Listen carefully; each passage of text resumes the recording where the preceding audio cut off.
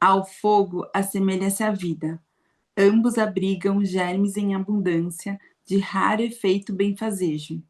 Ambos dispõem para o ser humano inigualáveis desafios.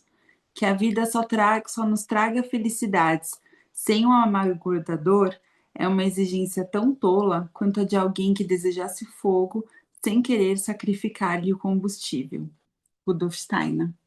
Hoje a gente precisa falar um pouco dessa imagem antroposófica do ser humano. A gente caminhou com o livro, né? E ela foi trazendo contexto de estudos de Rudolf Steiner. E agora a gente vai falar um pouco do caminho que ele desenvolveu, do estudo que ele desenvolveu. Aí ela começa citando o livro que ele escreveu com a Ita Wegman, que é esse Elementos Fundamentais para uma Ampliação da Arte de Curar, que foi o último trabalho de Rudolf Steiner em vida, né? Ele escreveu esse livro com a Ita Wegman, ele nem conseguiu, assim, fazer uma revisão. Ele adoeceu e tudo, e logo depois faleceu. Então, esse livro é muito importante porque ele traz alguns conceitos mais maduros de temas que ele trabalhou ao longo dos anos, né? Então, ela destaca, por exemplo, ele descreve 4 princípios organizatórios ou membros constitutivos do ser humano, né? E ela fala, né, que em contraposição ao conceito que ele trazia antes, usa muito a nomenclatura corpo, né, corpo físico, corpo etérico, corpo astral e eu, aqui nesse livro ele já utiliza a expressão organização, né? E aí ela fala que é um termo que ela também prefere, né? E aí, dentro desse livro, né, tanto o Rudolf Steiner quanto a Ita Wegman trabalham essa organização física como algo assim que é toda essa configuração humana física que tem a sua conexão com a natureza mineral, né, então inorgânica. O fato do ser humano possuir constância de forma, como exemplo de sua impressão digital, ele deve a essa organização física. Contudo, não se pode esclarecer a complexidade da vida como base dessas irregularidades. Ainda que exista essa base inorgânica mineral, que aparentemente parece simples, ela é sim muito complexa, né? Então ela cita um exemplo pessoal de que ela se lembra muito bem na primeira aula de bioquímica da universidade que ela cursou, o professor ele colocou alguns princípios. Antigamente, né, se acreditava que a vida fosse acompanhada de processos bioquímicos. Hoje sabemos que a vida é bioquímica. Como se isso fosse tão simples, né? Porque esses processos bioquímicos, né, que são amplamente estudados, ainda são mistérios. Quando Rudolf Steiner foi indagado pelo bioquímico se poderia esclarecer o que seria a vida, Rudolf Steiner respondeu: estude os ritmos, o ritmo sustenta a vida. É um olhar interessante porque as substâncias minerais elas se caracterizam pelo fato de na natureza darem às coisas e aos seres a possibilidade de se manifestarem no espaço. A vida, porém, onde quer que surja, realiza-se no tempo. Né? Então, o ritmo embasa a vida, sustenta, né? Da possibilidade de existir a vida. Seguindo aqui, né, nos membros constituintes do ser humano, depois a Ita Wegman e o Rudolf Steiner contam sobre a organização etérica, né? Que quer dizer, que vem do grego, né, e significa céu azul ensolarado. Essa nomenclatura, né, essa denominação, ela garante-se não associar a vida apenas à genética e à bioquímica, mas também à luz solar e ao céu, com seus fornecedores de ritmo, que são o Sol, a Lua e os planetas, no fundo, as estrelas fixas. Né? Então, essa correlação entre o microcosmo humano e o macrocosmo, né? Então, no próprio nome já vem atrelado a essa essência, esse significado do ritmo cósmico, né? Desse caminho, desse movimento que os planetas fazem, de toda essa configuração do nosso céu. E Paracelso, como um dos grandes sábios no início dos tempos modernos, ainda possui uma visão clara disso e denominou a organização etérica como arqueus, querendo dizer assim, origem da vida. Hoje o estudo dos biorritmos é bem estabelecido no campo atualizado da medicina. Então, hoje, assim, a medicina acadêmica, ela estuda muito esses ritmos internos, esses diversos ritmos que existem, que acontecem dentro do nosso organismo e como essa manutenção dos ritmos produz saúde, né? Então, é fonte de resiliência, de adaptação, de possibilidade de cura, de reestruturação de células, de tecidos, de órgãos lesados, de funções que se corromperam e aí o ritmo retoma, né, o funcionamento adequado do organismo. Então, como essa organização etérica ela está conectada à saúde, né? E ela acontece no tempo, né? Então, aqui, mais para frente, ela até vai falar: a vida obedece às leis do tempo, às ordens funcionais rítmicas. Hoje tem várias especialidades que estudam o ritmo do sono, o ritmo hormonal, das substâncias, das enzimas, do processo digestivo, desenvolvimento corporal desde a infância, como que vai sendo através desses ritmos que a criança vai adquirindo maturidade ao longo do tempo, né? Maturidade orgânica, maturidade de órgãos, maturidade de funções. Na medida em que a vida humana se torna visível no espaço, os seres vivos devem possuir, além de puras leis cronológicas de organização etérica, organização temporal, também uma organização espacial física, mediante a qual podem manifestar-se tanto no espaço quanto em sua figura temporal. Essa ideia de que o físico se apresenta no espaço, mas o etérico ele vai acontecendo ao longo do tempo, através dos ritmos, e é o ser humano, né, na vida, né, na vivência ao longo do tempo. Aí, o contexto das leis que possibilitam expressões anímicas e, com isso, mobilidade interna e externa é denominado organização astral, né? Então, que tem a ver com astros, estrelas, que aí tem a ver mais com as leis da alma, né? Vem uma camada de profundidade, né? Uma interioridade.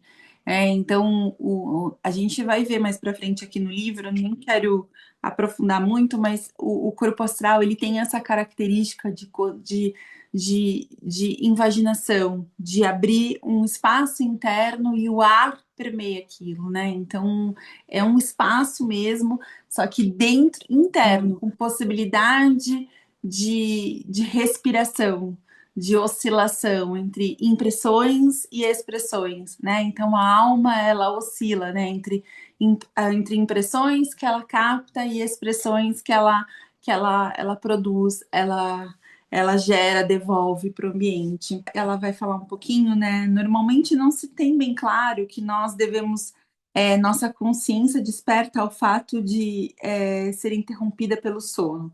Se estivéssemos continuamente despertos, não saberíamos estar acordados.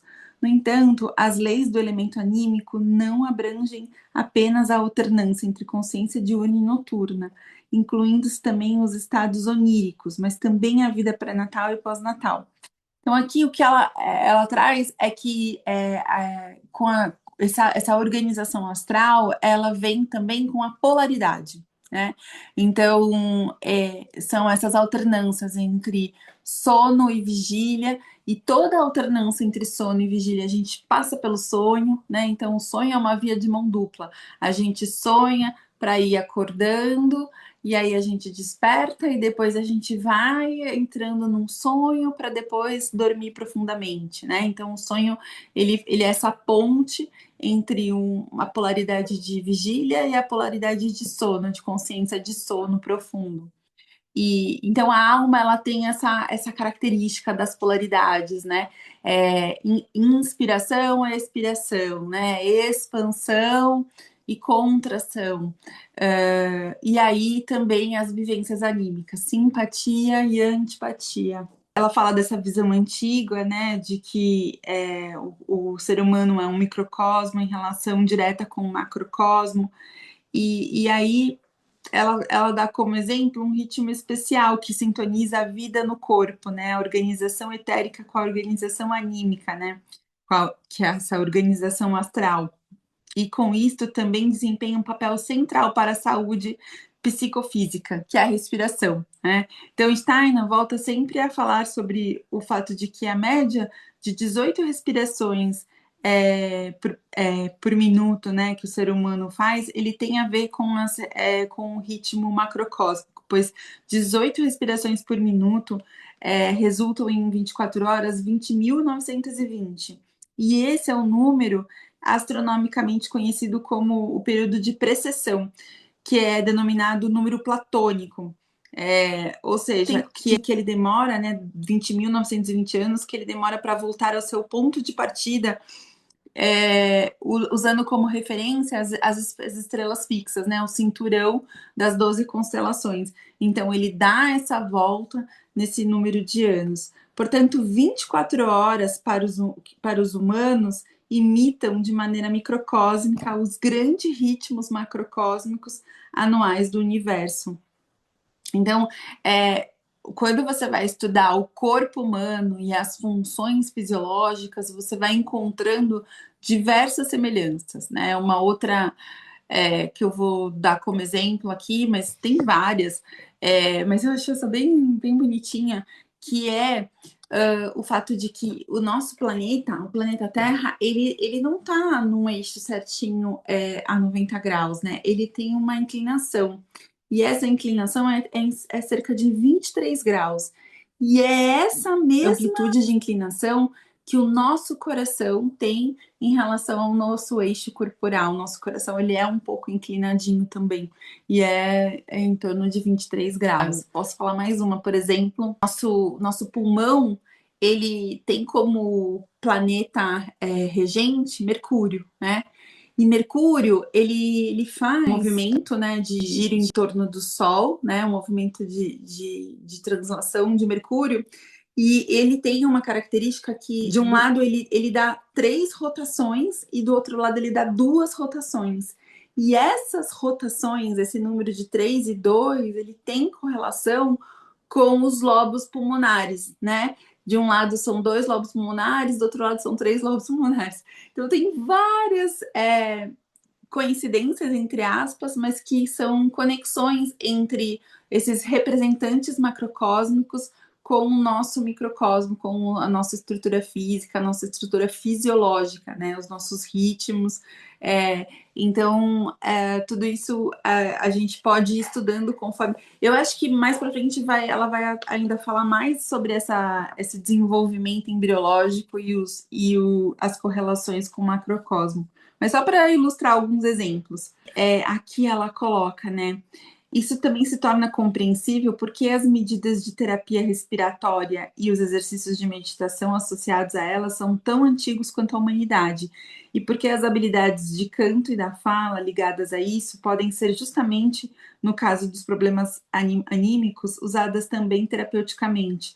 Para a lida pedagógica com a língua, era extremamente importante para Steiner que as crianças aprendessem a falar de maneira bem articulada, com a ajuda de exercícios de linguagem e recitação, pois isso ajuda a harmonizar o ritmo respiratório entre a vivência anímica durante a fala e os processos fisiológicos do organismo.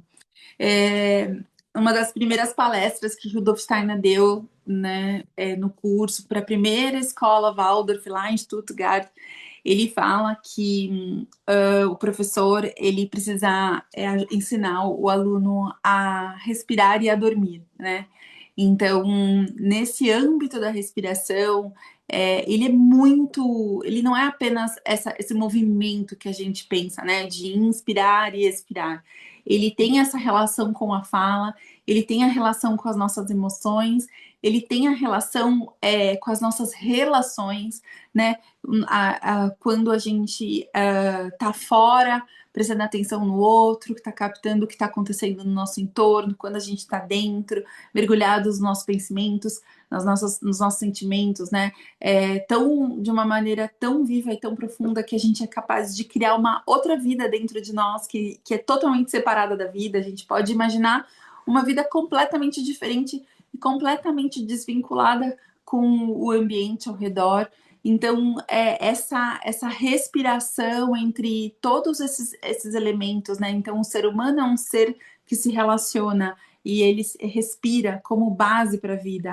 A respiração é a primeira atividade humana e a última atividade humana entre nascimento e morte, né? Então, a gente chega na Terra com a nossa primeira inspiração e a gente parte da Terra com a nossa última expiração.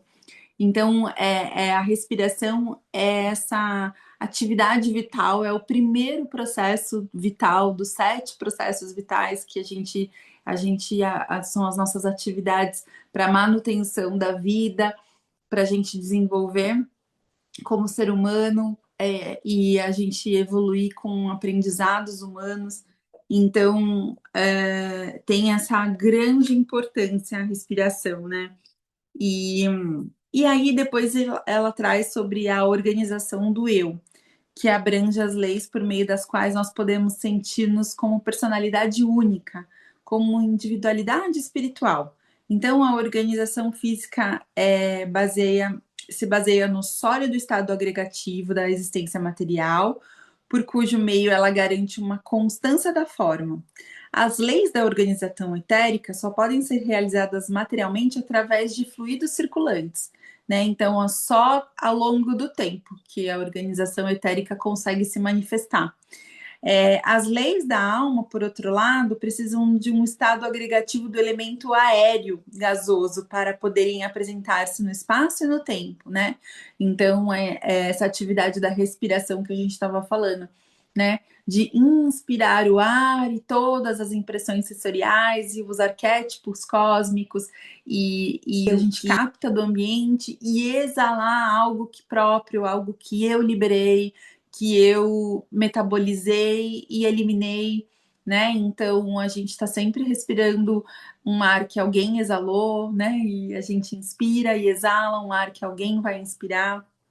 Então a organização astral tem essa característica e ela acontece no espaço e no tempo. E a organização do eu, finalmente, mostra sua eficácia no calor que permeia todo o organismo até chegar a cada célula, né? O aspecto essencial aqui é que o calor não pode ser subordinado a nenhum estado agregativo material próprio.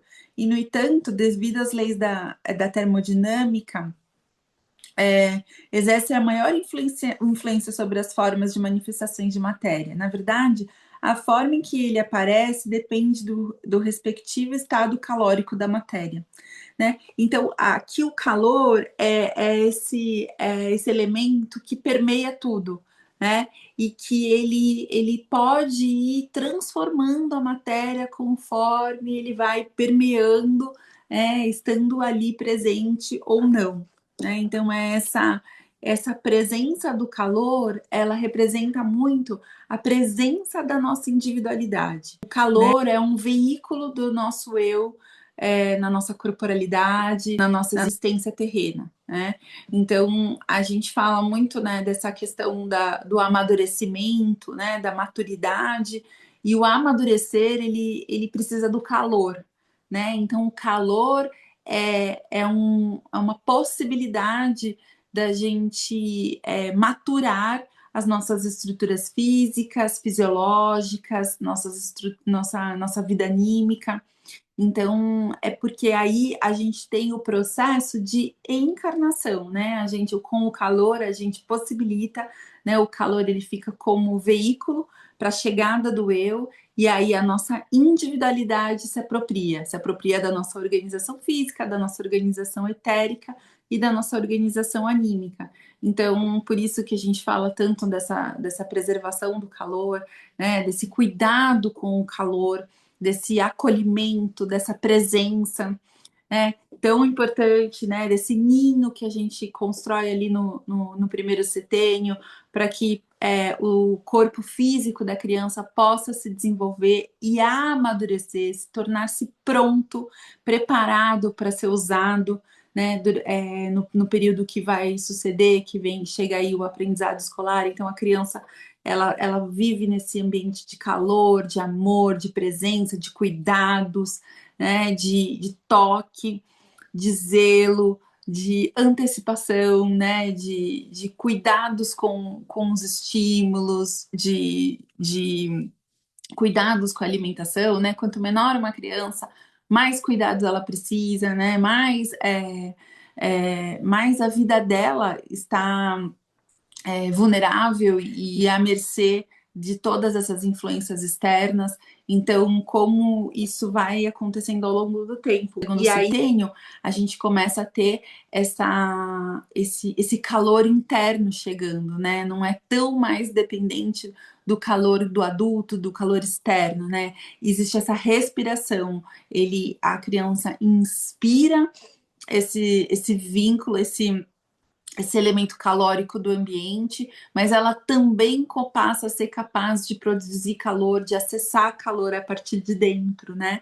E então essas duas vias de desenvolvimento, de apropriação, de individualização que a criança vai adquirindo, né, ao longo do tempo. Então o calor ele tem sempre essa característica e isso durante toda a vida, né? E a medicina acadêmica e a neurociência, hoje a gente sabe o quanto que determinados alimentos são favoráveis à produção de calor interno, contextos sociais, o quanto que eles podem favorecer ou prejudicar o desenvolvimento daquele ser humano, né? Primeiro setênio, a criança está principalmente formando o seu sistema neurológico, né? Os seus órgãos sensoriais e a sua rede de nervos, de inervação pelo corpo e toda a sua arquitetura neuronal.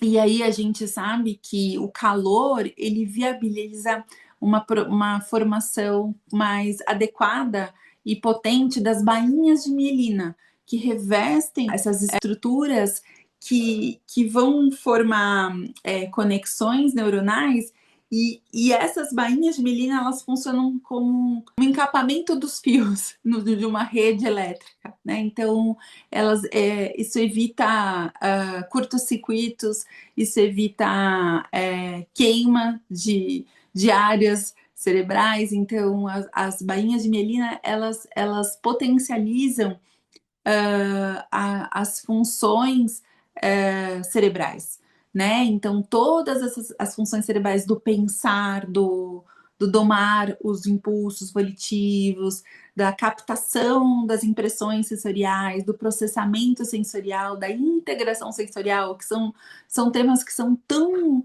falados hoje em dia, né? Que a gente encontra aí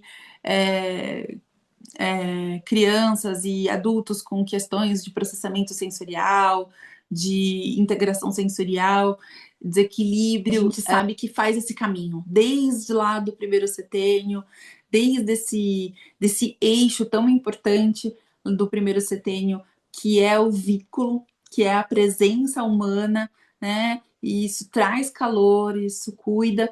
Uma outra coisa em relação ao calor é que a criança, ela nasce com a cabeça quentinha. É uma característica interessante e diferente, porque ao longo do tempo, o cérebro, que é todo rosadinho, ele nasce rosadinho e irrigado por sangue e mais quentinho, ele vai resfriando, ele vai ressecando, ele vai empalidecendo, vai diminuindo essa atividade metabólica no cérebro, porque o calor da cabeça, ele precisa descer para o metabólico motor. Ele passa pelo sistema rítmico e desce, ancora ali no metabólico motor.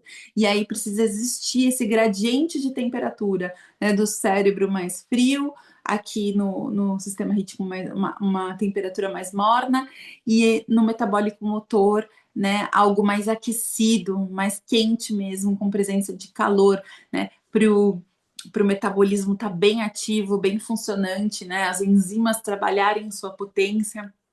E aí, por isso que a gente cuida tanto do calor da criança, da cabecinha, da criança não passar frio, porque esse calor daqui de cima a gente não pode deixar dissipar para o ambiente. A gente precisa ir trazendo ele para baixo, derivando ele para o local. É um calor precioso, é um calor de dentro ali da criança, do funcionamento da criança, do metabolismo da criança, que faz cérebro, que faz sistema neurológico, e aí ele pode ir descendo para mergulhar ali no metabolismo e otimizar todas as funções e atividades metabólicas da criança, de construção de órgãos e de funcionamento de órgãos, né?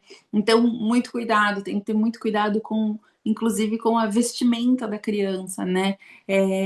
Preservar o calor mesmo para que ela não dissipe calor para o ambiente, né? Então, são os estímulos que a gente oferece para a criança, né? Que não sejam resfriadores, que não sejam muito ressecantes, de exigência de um pensar, né? De um conceitual, de algo que vem com uma força de resfriar.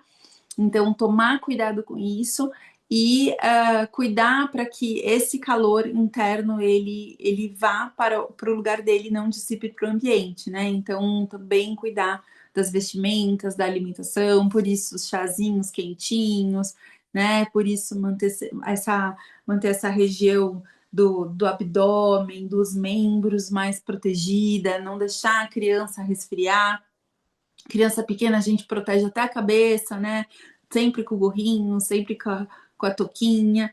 Então, não é só algo que tem a ver com resfriamento em relação a predispor para desenvolvimento de doenças, mas também para proporcionar, para apoiar um desenvolvimento saudável da criança, né? O que é importante para a gente partir daqui é a gente ter essa clareza de que o ser humano é um ser complexo, ele tem muitos plexos. Esse estudo da gente olhar para cada uma dessas organizações, dessas corpos, né, dessas leis que regem o ser humano, são apoio para a gente fazer essa compreensão do ser humano, porque realmente quando a gente olha para aquilo, tudo parece muito difícil, mas a dificuldade ela está atrelada a uma falta de conhecimento. Então, quando a gente vai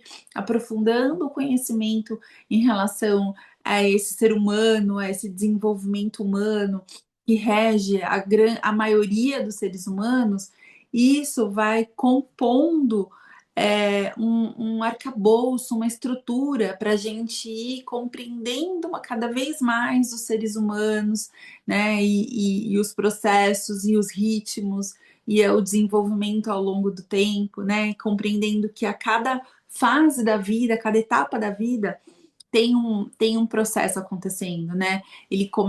A vida começa muito corporal, muito fisiológica, e ela vai caminhando para uma vida emocional, e depois ela vai vindo com a questão biográfica mais forte, né? As vivências bem profundas de essência, de individualidade, de identidade espiritual. Então, toda essa jornada da gente estudar o ser humano é a base para que a gente possa ter autocompreensão, que nem eu coloquei lá aquela frase da doutora Micaela, mas é isso, a gente passar a ter uma percepção mais apurada de quem a gente verdadeiramente é, com as nossas luzes, as nossas sombras, né, as nossas dificuldades e as nossas tendências, né? A gente tem as nossas constituições, a nossa hereditariedade, né? Aquilo que a gente vem como impulso, como algo que a gente faz sem a gente gostar, ou muitas vezes sem a gente perceber, mas aí a gente passa a conhecer essas sombras, iluminar esses espaços mais escuros, essa parte de nós que a gente muitas vezes não conhece. E aí a gente pode, a partir desse conhecimento, a gente começa a abrir possibilidade de fazer diferente, de cuidar, de transformar, de aceitar, né, de lidar. E aí, a partir desse olhar, desse autoestudo, a gente passa a compreender melhor outros seres humanos, né? Porque ao nos deparar com as nossas fraquezas, as nossas mazelas, a gente consegue ser mais tolerante, mais empático com as dificuldades, né, que todo ser humano tem, né? E, e aí a gente faz algo que é ainda mais maravilhoso, que a gente pode contribuir com o desenvolvimento de outro ser humano. Então a gente pode se colocar à disposição para a necessidade de desenvolvimento saudável que o outro ser humano tá ali tá ali pedindo, né? Precisando. E a gente passa a compor, a fazer parte e a apoiar o desenvolvimento de toda a humanidade, né? Então a gente passa a se alinhar com esse processo que vem acontecendo ao longo dos anos, de toda a existência humana. Então a gente se alinha com a nossa essência puramente humana. Esse saber, ele tem um sabor, né? Ele tem uma nutrição e ele tem uma possibilidade de cura, de saúde, ele promove saúde, né? A gente ter conhecimento, a gente começa a ter poder, né? O saber, ele promove o poder, né? Então, a gente cada vez mais perder esse entrave e assim a gente sai um pouco da distração do aparente e com coragem caminhar para a essência, né? Então procurar dentro de nós onde estão as questões que afligem nos relacionamentos, né? A gente se voltar para dentro, porque a gente quer conhecer seres humanos, né? E o ser humano mais próximo de nós somos nós mesmos, então a gente precisa começar por nós. Então, no encontro com o outro, para eu entender o que está acontecendo, a primeira coisa que eu preciso fazer é entender o que está acontecendo em mim, né? Porque eu estou me sentindo daquele jeito, o que está mobilizando em mim, né? Por que que eu tô tendo tal e tal atitude, por que que eu tô dando tal e tal significado ao fato, né? Então, tudo isso são materiais, são recursos para autoconhecimento, né? Então, aquilo que incomoda, toda interação que incomoda, que fere, que mobiliza, que parece cruel e assim injusto de cara, na verdade é sempre uma oportunidade de autoconhecimento, é sempre uma oportunidade de compreensão de algo que você ainda não domina, que você ainda não sabe sobre você, que você ainda não consegue cuidar para que não te aflinja tão profundamente. Então, é nesse sentido que a gente vai caminhar nesse livro. Então, nosso estudo ele vai fazer sempre essa conversa entre o ser humano, o olhar, o desenvolvimento humano, né? Como que a gente vai observar todo esse processo essas etapas evolutivas humanas, sempre olhando para a gente, para nosso caminho individual, sempre e tentando ampliar a nossa compreensão em relação às crianças, em relação às outras pessoas que a gente se relaciona. E lembrando que dentro de nós, né, a gente tem todas as etapas anteriores. Então, a gente tem essa criança lá do primeiro setênio, a gente tem a criança do segundo setênio, do terceiro setênio. Então, tudo isso a gente vai passar com o livro e a gente vai poder reencontrar essas etapas que a gente viveu, né? E ter um olhar mais maduro em relação a elas.